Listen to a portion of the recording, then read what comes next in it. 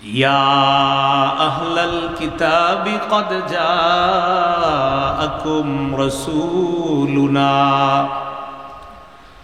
ইউবাইয়িনু লাকুম আলা ফাতরাতিম মিনার রুসুলি আন তাকুলু মা জাআনা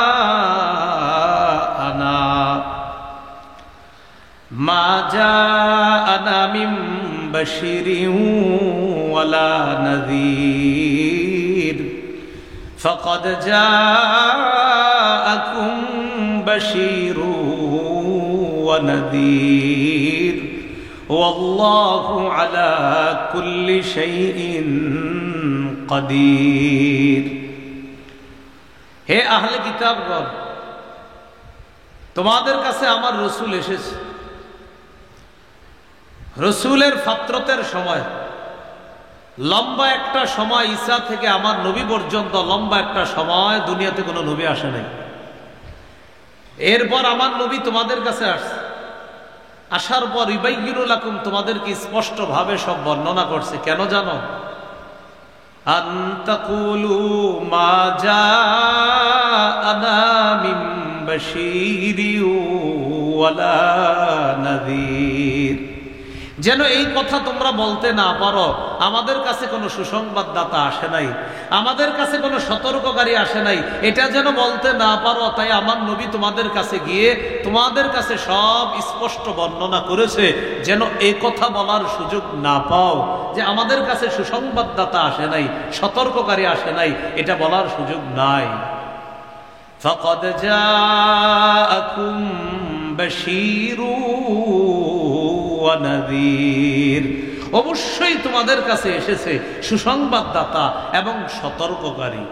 ওয়াল্লাহু আলা কুল্লি শাইইন কাদির, আল্লাহ সব কিছুর উপর ক্ষমতাবান। তাহলে বলেন তো, আল্লাহর বিরুদ্ধে অজুহাত দাঁড় করানোর কোনো সুযোগ আছে? নবীরা এখন দুনিয়াতে নাই, নবীর ওয়ারিস উলামায়ে কেরাম আপনাদেরকে মাহফিলের মাধ্যমে, জুমার বয়ানের মাধ্যমে, দাওয়াত ও তাবলীগের মাধ্যমে, খানকার মাধ্যমে সতর্ক করে যাচ্ছে প্রতিনিয়ত।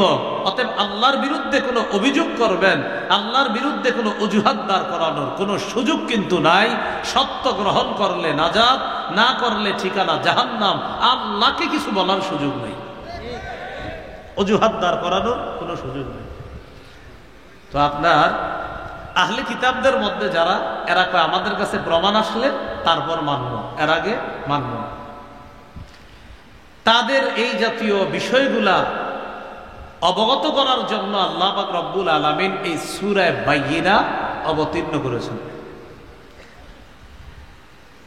সূরা বাইয়িনা ব্যাপারে আলোচনা শুরুর আগে তিনটি হাদিস আমরা একটু শুনে নেই, এরপর আলোচনায় আমরা ঢুকি। সহিহ বুখারীর ৩৮০৮ প্রথমে শুনব, এরপর সহিহ বুখারীর ৩৮১০, এরপর শুনব সহিহ বুখারীর ৩৮০৯। আগে শুনব ৩৮০৮ এবং ৩৮১০, শেষে শুনব ৩৮০৯। সহিহ বুখারীর ৩৮০৮ নম্বর হাদিস। ইমাম বুখারী তার কিতাবে হাদিসটি আনছেন, শিরোনাম হলো বাবু মানাকিবি উবাই ইবনে কাব রাদিয়াল্লাহু তাআলা। এই সাহাবীর নাম আপনারা একটু মনে রাখেন, উবাই ইবনে কাব। কি নাম? মাসরুক রাহমাতুল্লাহি আলাইহির বর্ণনা, তিনি বলেন, যুকিরা আব্দুল্লাহ ইবনে মাসউদ রাদিয়াল্লাহু তাআলা আনহু ইনদা আব্দুল্লাহ ইবনে আমর রাদিয়াল্লাহু তাআলা আনহুমা। নবীর সাহাবী আব্দুল্লাহ ইবনে মাসউদ রাদিয়াল্লাহু তাআলা আনহুর ব্যাপারে আব্দুল্লাহ ইবনে আমরের সামনে আলোচনা করা হলো। খুব ভালো করে বুঝেন, নবীর সাহাবী আব্দুল্লাহ ইবনে আমরের সামনে নবীর আরেক সাহাবী আব্দুল্লাহ ইবনে মাসউদের ব্যাপারে আলোচনা করা হলো। আব্দুল্লাহ ইবনে মাসউদ নবীর ওই সাহাবী, হানাফি মাযহাবের গোড়া গিয়ে যেই সাহাবী পর্যন্ত ঠেকে তিনি হলেন আব্দুল্লাহ ইবনে মাসউদ রাদিয়াল্লাহু তাআলা। তো এই সাহাবীর ব্যাপারে আলোচনা করা হলো আব্দুল্লাহ ইবনে আমরের সামনে। তখন আব্দুল্লাহ ইবনে আমর বললেন, লা আযালু উহিব্বুহু সামিআতু নবিয়্য সাল্লাল্লাহু আলাইহি সাল্লাম ইয়াকুল। আব্দুল্লাহ ইবনে আমর বলেন, আমি আব্দুল্লাহ ইবনে মাসউদকে সেদিন থেকে অনেক বেশি ভালোবাসি, এখনো ভালোবেসেই যাচ্ছি এবং ভালোবাসতেই থাকবো, যেদিন আল্লাহর নবী বলেছেন খুজুল কুরআন মিন আরবাআত, তোমরা 4 জন সাহাবী থেকে কোরআন গ্রহণ করবা।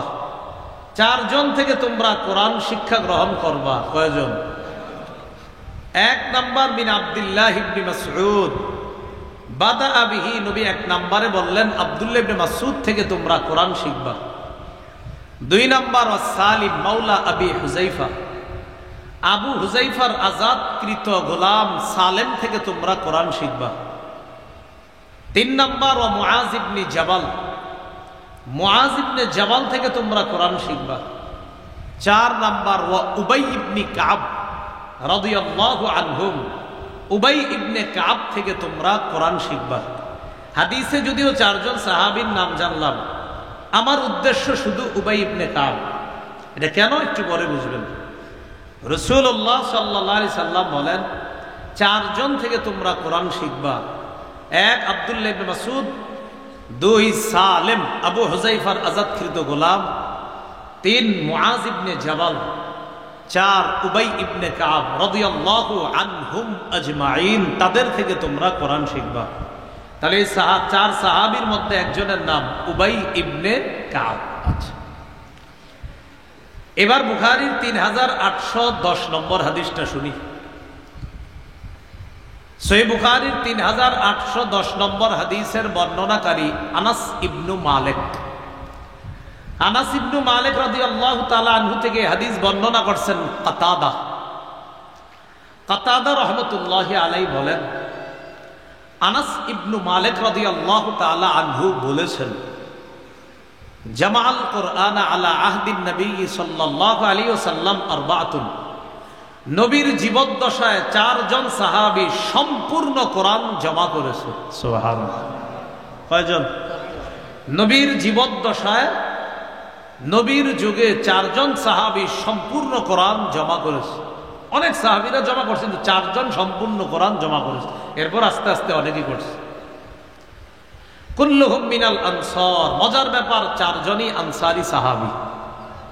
4 জনই আনসারী সাহাবী। 1 নাম্বার উবাই ইবনে কাব, তাহলে ওই আগের হাদিসেও নেই, আছে এই হাদিসেও আছে উবাই ইবনে কাব। 2 নাম্বার মুআজ ইবনে জাবাল, মুআজ ইবনে জাবাল হলেন দ্বিতীয়। 3 নাম্বার আবু যাইদিন, এই নামটা আপনারা বেশি শোনেন নাই। 3 নাম্বার আবু যায়েদ রাদিয়াল্লাহু তাআলা। 4 নাম্বার যায়েদ ইবনে সাবিত রাদিয়াল্লাহু তাআলা। কাতাদা রাহমাতুল্লাহি আলাইহি বলেন, আমি আমার উস্তাদ হযরত আনাসকে জিজ্ঞাসা করলাম, মান আবু যাইদিন? উস্তাদ, সবাইরে তো চিনলাম, আবু যায়েদ যিনি, তিনি কে? তাকে তো চিনলাম না। আনাস ইবনে মালিক বললেন, আহাদু উমুমাতি, আবু যায়েদ হলেন আমার চাচাদের একজন, আমার চাচাদের একজন। দেখেন তো, এই 4 সাহাবী নবীর যুগে সম্পূর্ণ কোরআন জমা করেছে। 4 জনের মধ্যে উবাই ইবনে কাব নামটা আসেনি? আছে। এবার উবাই ইবনে কাবের ব্যাপারে 2 হাদিস কেন বললাম, এটা শুনলে সহজে বুঝবেন। এবার শোনেন সহিহ বুখারীর 3809 নম্বর হাদিস। হাদিসের শিরোনাম ইমাম বুখারী আনছেন বাবু মানাকিবি উবাই ইবনে কাব। উবাই ইবনে কাবের বর্ণনা, তার জীবন সম্পর্কে আলোচনা। এই শিরোনামে হাদিসের বর্ণনাকারী সাহাবী আনাস ইবনে মালিক রাদিয়াল্লাহু তাআলা, তিনি বলেন, قال رسول الله صلى الله عليه وسلم لأبي بن كعب رضي الله تعالى عنه, রাসূলুল্লাহ সাল্লাল্লাহু আলাইহি সাল্লাম তার সাহাবী উবাই ইবনে কাবকে বললেন, ইন্নাল্লাহা আমারানি আন আকরা আলাইকা লাম ইয়াকুনিল্লাযীনা কাফারু মিন আহলিল কিতাব। উবাই, আল্লাহ আমাকে আদেশ করছে আমি যেন তোমাকে সূরা বাইয়িনা বা সূরা কাইয়িমা বা লাম ইয়াকুনিল্লাযীনা কাফারু, যে সূরাটা আছে, আল্লাহ আমাকে হুকুম করছে আমি যেন এই সূরাটা, আমি নবী যেন তোমাকে পাঠ করে শোনাই। তাহলে এবার বুঝছেন কেন এই নামটা বললাম? কোন সাহাবী? উবাই ইবনে কাব। তো উবাই ইবনে কাবকে নবী বললেন, আল্লাহ আমাকে আদেশ করছেন আমি যেন তোমাকে লাম ইয়াকুনিল লাযীনা কাফারু এই সূরাটা পাঠ করে শোনাই। উবাই ইবনে কাব বললেন, ওয়াসাম্মানি ইয়া রাসূলুল্লাহ, আল্লাহ কি আমার নাম নিয়ে বলছে? মানে এরকম বলছে যে উবাই এরকম নাম নিছে আল্লাহ? আল্লাহ কি আমার নামটা নিয়ে আপনার বলছে? নবীজি বলেন, হ্যাঁ, তোমার নাম নিয়ে আল্লাহ আমাকে বলছে। উবাই ইবনে কাব যখন শুনছে যে আল্লাহ তার নাম নিছে, ফাবাকা, সাথে সাথে কান্না শুরু করে দিছে। বুখারীর অন্য বর্ণনায় আছে, কিতাবুত তাফসীর ইমাম বুখারী এই আয়াতের ব্যাখ্যা আনছেন, ফাযারাফাত আইনা। উবাইয়ের নাম আল্লাহ নিছে এই কথা শুই না উবাই ইবনে কাবের দুই চোখ বেয়ে অশ্রু গড়িয়ে পড়া শুরু করে দিছে।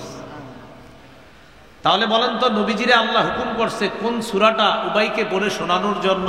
সূরা বাইয়ে। এবার সূরাটা আমরা শুরু করি, দেখেন আল্লাহ কি বলে।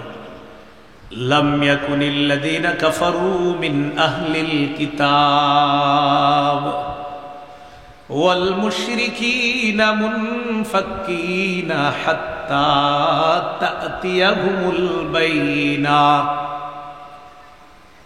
আহলে কিতাবের মধ্যে যারা কাফের এবং যারা মুশরিক, লাম ইয়াকুন তারা অটল থাকবে, মুনফাক্কিনা তারা অটল থাকবে। কিসের মধ্যে? তাদের অন্ধবিশ্বাসের মধ্যে তারা অটল থাকবে।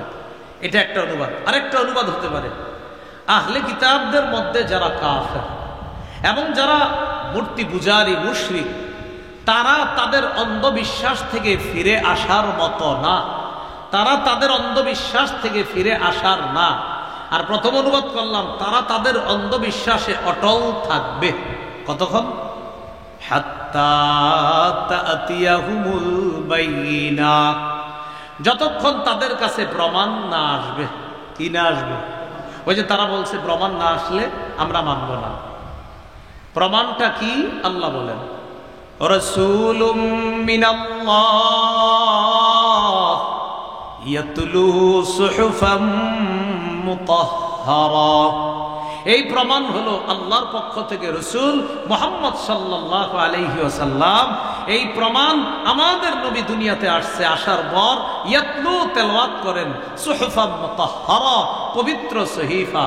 সহিফার বহু বচন সুহুফ, মানে হলো লিখিত খাতা অথবা যেই খাতা লেখার জন্য প্রস্তুত করা হয়, এটাকে বলা হয় সহিফা।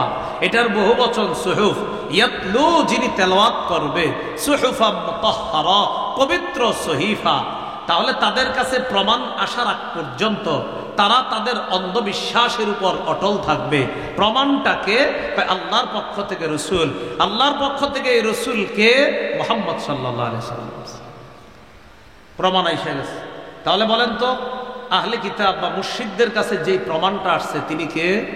মুহাম্মদ সাল্লাল্লাহু আলাইহি ওয়াসাল্লাম। বলেন প্রমাণটা কে? মুহাম্মদ সাল্লাল্লাহু আলাইহি ওয়াসাল্লাম। তো তিনি আসলেন, তিনি কিতাব পড়ে তাদেরকে শোনাই দিয়েছেন। কিতাবের মধ্যে কি আছে? ফিহা কুতুবুন কাইয়্যিমা। কিতাবের মধ্যে কুতুব লেখা আছে, কাইয়্যিমা সঠিক লেখা। বলেন কিতাবে কি আছে? লেখা। কি লেখা? কাইয়্যিমা সঠিক লেখা। সহিফার মধ্যে লেখা আছে, কি লেখা? সঠিক লেখা। সঠিক লেখা নবী পড়ে শোনায়া দিলেন। আহলে কিতাবদের কাফেরদেরকেও শোনায়া দিলেন, মুশরিকদেরকে শোনায়া দিলেন। তারা বলছিল প্রমাণ আসলে আমরা মেনে নিব। প্রমাণ আসার পর তেরামি তাদের অটল রইল, কিছু মানলো আর বেশিরভাগ পৃথক হয়ে গেল, তারা আলাদা হয়ে গেল। তেরামি করে কয় বলছি তো কি হয়েছে, মানব না। যেটা আল্লাহ পরের আয়াতে বলে, ওয়ামা তাফাররাকাল্লাযীনা উতুল কিতাবা ইল্লা মিন বাদি মা জাআতুহুমুল বাইয়িনা। যাদেরকে কিতাব দেওয়া হয়েছে তারা পৃথক হয় নাই, তবে পৃথক হলো কখন? এতদিন তারা পৃথক হয় নাই, তবে পৃথক হলো যখন তাদের কাছে প্রমাণ এসে গেল। মুহাম্মদ সাল্লাল্লাহু আলাইহি সাল্লাম এসে গেলেন, আয়েশা তাদেরকে পড়ে পড়ে শোনায়া দিলেন, এটা সঠিক, ওগুলা ভুল, এগুলা মিথ্যা, এগুলা সত্য। আল্লাহ বলেন এতদিন তারা পৃথক হয় নাই, যেই প্রমাণ আসলো, আসার পর তারা পৃথক হয়ে গেল। কিছু ঈমান আনলো আর কিছু তাদের অন্ধবিশ্বাসের উপর অটল ছিল। এবার বুঝে থাকলে বলেন তো, প্রমাণ আসার আগেও কিছু মানুষ অন্ধবিশ্বাসে ছিল কিনা, প্রমাণ আসার পরেও কিছু মানুষ অন্ধবিশ্বাসে আছে কিনা?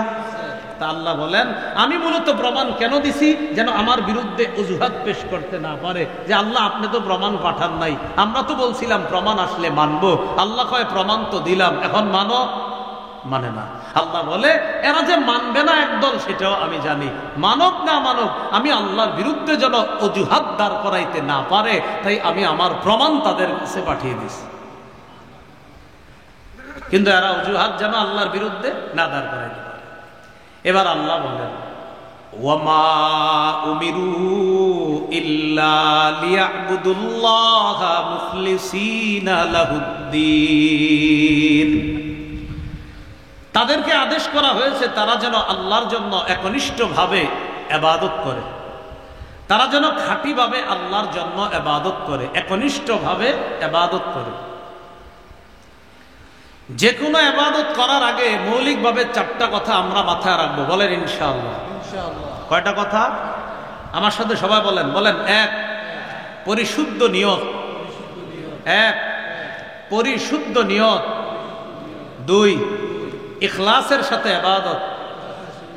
3, আল্লাহর কাছ থেকে পাওয়ার আশায় ইবাদত। 4, কাউকে না দেখানোর জন্য ইবাদত। তো আল্লাহ বলছেন তাদেরকে আদেশ করা হয়েছে তারা একনিষ্ঠভাবে যেন আল্লাহর ইবাদত করে। বলেন তো, ইবাদত করার আগে মৌলিক কয়টা কথা মাথায় রাখবো? 4টা। 1 নাম্বার, নিয়ত পরিশুদ্ধ করা। সহিহ বুখারীর প্রথম হাদিস, আলকামা ইবনে ওয়াক্কাস আল-লাইথি থেকে বর্ণনা, তিনি বলেন, সামিআতু উমর ইবনুল খাত্তাব আলাল মিম্বার। ওমর ইবনুল খাত্তাবকে আমি মিম্বর থেকে বলতে শুনেছি, তিনি বলেন, সামিআতু রাসূলুল্লাহ সাল্লাল্লাহু আলাইহি ওয়াসাল্লাম ইয়াকুল, আমি আল্লাহর নবীকে বলতে শুনেছি, ইন্নামাল আমালু বিন্নিয়াত, আমলের প্রতিদান নির্ভর করে নিয়তের উপর। বলেন, আমলের প্রতিদান কিসের উপর? নিয়তের উপর। এগুলো 1 নাম্বার। 2, ইখলাসের সাথে আমলটা করা। আজকে যেটা বললাম, ইল্লা লিয়াবুদুল্লাহা মুখলিসিনা লাহুদ্দিন, আনুগত্যকে আল্লাহর জন্য খাঁটি করে ইখলাসের সাথে ইবাদত করা। তিরমিজির বর্ণনা 2029 নম্বর হাদিস, 39 নম্বর হাদিস। আবার ইবনে মাজারও বর্ণনা আসছে 3056 নম্বর হাদিস। এই হাদিসের মধ্যে আসছে, সালাসুন লা ইউহিল্লু আলাইহিন্না কলবু মুমিন, 3টি বিষয়ে মুমিনের অন্তর প্রতারণা করতে পারে না। 3টি বিষয়ে মুমিনের অন্তর প্রতারণা করতে পারে না। কয় বিষয়? 1 নাম্বার, ইখলাসুল আমালি লিল্লাহ, মুমিন আমল করবে খালেস ভাবে আল্লাহর জন্য। এই আল্লাহর জন্য মুমিন ইবাদতকে খালেস করার ক্ষেত্রে তার কলব কখনো প্রতারণা করতে পারে না। 2 নাম্বার, মুসলিম শাসকদেরকে উপদেশ দেওয়ার ক্ষেত্রে কোন মুসলমানের হৃদয় খেয়ানত করতে পারে না, কোন মুসলমানের অন্তর প্রতারণা করতে পারে না। মুসলিম শাসক ভুল করলে তার ভুল ধরায়া দেওয়া, তাকে উপদেশ দেওয়ার ক্ষেত্রে মুসলমানদের হৃদয় প্রতারণা করতে পারে না। 3, ওয়ালুজুমু জামাআতিহিম, সর্ববৃহৎ হক দলের সাথে আঁকড়ে থাকার ক্ষেত্রে মুসলমানের কলব খেয়ানত করতে পারে না, প্রতারণা করতে পারে না। হক বড় দল, এই বড় দলের সাথে সব সময় নিজেরে লাগায়া রাখার ক্ষেত্রে কলব প্রতারণা করতে পারে না। যাই হোক, বলছিলাম 4টা কথা। এর মধ্যে 2 নম্বর হলো ইখলাসের সাথে আমল করা। 3, আল্লাহর কাছ থেকে পাওয়ার আশায় যে কোনো ইবাদত করা। আল্লাহর কাছ থেকে পাওয়ার আশায় যে কোনো ইবাদত করা। যেমন 5 ওয়াক্ত সালাতের ব্যাপারে হাদিস আছে, রাসূলুল্লাহ সাল্লাল্লাহু আলাইহি সাল্লাম বলেন, আরাআইতুম লাউ আন্না নাহরান বিবাবি আহাদিকুম ইয়াগতাসিলু ফীহি কুল্লা ইয়াউমিন 5 মাররাত। আচ্ছা, তোমাদের কারো বাড়ির সামনে একটা পুকুর আছে, এই পুকুরের মধ্যে ওই ব্যক্তি দৈনিক 5 বার গোসল করে। হাল ইয়াবকা মিন দারানিহি শাইউন, আচ্ছা তার শরীরে কি কোনো ময়লা থাকবে? বলেন তো আপনারা। নবীজি বলেন, যেমনি ভাবে 5 বার গোসল করলে তার শরীরে কোনো ময়লা থাকবে না, ফাযালিকা মিসলুস সালাওয়াতিল খামস ইয়ামহুল্লাহু বিহিন্নাল খাতায়া, কেউ যদি 5 ওয়াক্ত নামাজ পড়ে তার জিন্দেগীর গুনাহগুলাও আল্লাহ ওই 5 বার গোসল করলে যেমন ময়লা সাফ হয়, 5 ওয়াক্ত নামাজ পড়লেও আল্লাহ তার গুনাহগুলা সাফ করে। তাহলে ইবাদত করতেছি আল্লাহর কাছ থেকে পাওয়ার আশা, আল্লাহ গুনাহ মাফ করবে। কি মাফ করবে? আল্লাহ গুনাহ মাফ করবে, এই আশায় আমরা ইবাদত করতেছি। আবু দাউদের একটা বর্ণনা আসছে, কথার কথা 516 নম্বর হাদিস। রাসূলুল্লাহ সাল্লাল্লাহু আলাইহি সাল্লাম বলেন, আল মুআজ্জিন ইউগফারু লাহু মাদা সাউতি। মুয়াজ্জিন আজান দেওয়ার পর তার আজানের মিটার যতটুকু পর্যন্ত যায়, আওয়াজ যতটুকু যায়, এই পরিমাণ মানে ব্যাপকভাবে তার গুনাহগুলা ক্ষমা করে দেওয়া হয়। ওয়া ইয়াশহাদু লাহু কুল্লু রাতবিন ওয়া ইয়াবিস। যত শুকনা ভিজা জিনিস তার আজান শুনছে, কিয়ামতের ময়দানে সবাই তার পক্ষে সাক্ষী দিবে। তাহলে যে আজান দিবে আসে আজান দেওয়া যে আল্লাহ আমারে মাফ করবে, আর শুকনা ভিজা সবাই আমার পক্ষে সাক্ষী দিবে। এই যে আল্লাহর কাছ থেকে পাওয়ার আশায় ইবাদত করা, এগুলো 3 নাম্বার। 4 নাম্বার, মানুষকে না দেখানোর জন্য ইবাদত করা। বলেন, মানুষকে না দেখানোর জন্য। যেমন আলেম এলেম শিখছে, এলেম শিখার পর তার টার্গেট হলো আমি মানুষকে দেখাবো, আমি মানুষকে দেখাবো। নাউজুবিল্লাহ, পরিণতি কি হবে? জাহান্নাম। নাসাইর একটা বর্ণনা শুনলে আমাদের স্পষ্ট বুঝে আসবে। 3140 নম্বর হাদিস। এই হাদিসের মধ্যে আসছে, আল্লাহ রাসূলকে বলা হলো, আর আইতা রাজুলান, হুজুর ওই ব্যক্তির ব্যাপারে আপনি কি বলেন? গাজা, যে ব্যক্তি জিহাদ করেছে। টার্গেট ইয়ালতামিসুল আজরা ওয়া যিকরা মা লাহু ইয়া রাসূলুল্লাহ। হুজুর এক ব্যক্তি জিহাদ করছে, জিহাদে তার নিয়ত হলো প্রতিদান পাওয়া আর নাম কামানো। 2টা নিয়ত, একটা হলো প্রতিদান পাবে আর একটা হলো নাম কামানো। আমারে মানুষ বীর বাহাদুর বলবে, এই জন্য নবীজি সাল্লাল্লাহু আলাইহি সাল্লাম বললেন, লা শাই আলাহু, সে কিছুই পাবে না। আদাহা সালাস মাররাত, প্রশ্নটা নবীরে 3 বার পুনরাবৃত্তি করা হলো নবীর কাছে। নবী প্রতিবারই বললেন, লা শাই আলাহু, লা শাই আলাহু, লা শাই আলাহু, সে কিচ্ছু পাবে না, সে কিচ্ছু পাবে না, সে কিচ্ছু পাবে না। শেষে বললেন, ইন্নাল্লাহা লা ইয়াকবালু মিনাল আমাল ইল্লা মা, রবে আল্লাহর কাছ থেকে পাওয়ার আশায় আমল। 4 নাম্বার, মানুষকে না দেখানোর জন্য আমল। মনে থাকবেন ইনশাআল্লাহ এটা। ওয়ামা উমিরু ইল্লা লিয়াবুদুল্লাহা মুখলিসিনা লাহুদ্দিন হুনাফা। তাদেরকে আদেশ করা হয়েছে তারা ইবাদত করবে, আনুগত্যকে আল্লাহর জন্য খাঁটি করে একমাত্র আল্লাহর জন্য তারা ইবাদত করবে। ওয়া ইউকিমুস সালাহ, নামাজ কায়েম করবে। ওয়া ইউতুজ যাকাত,